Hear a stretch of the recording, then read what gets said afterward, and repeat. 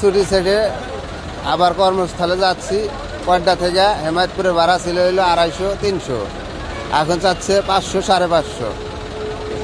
হ্যাঁ, ঈদের ছুটি থেকে আমি যাবো ঢাকা। এই জায়গায় ভাড়া আসলে 100 টাকা, সেই জায়গায় ভাড়া নিতে আছে এখন 400 টাকা করে। কড্ডার মোড় থেকে চান্দুরা নিতেছে 400 টাকা ভাড়া।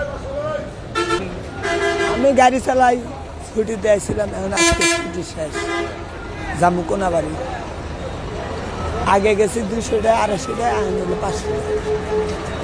আমরা তো চাইতেছি স্বাভাবিক যে গতিটা আছে, স্বাভাবিক ভাড়াটা যেটা আছে সেইটা ভাবে চলুক, আমরা এটা চাই।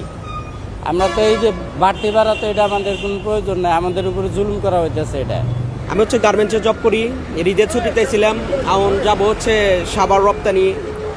ভাড়া মূলত ভাড়া 200 টাকা, কিন্তু আজকে ভাড়া চাইতেছে 600-700 টাকা।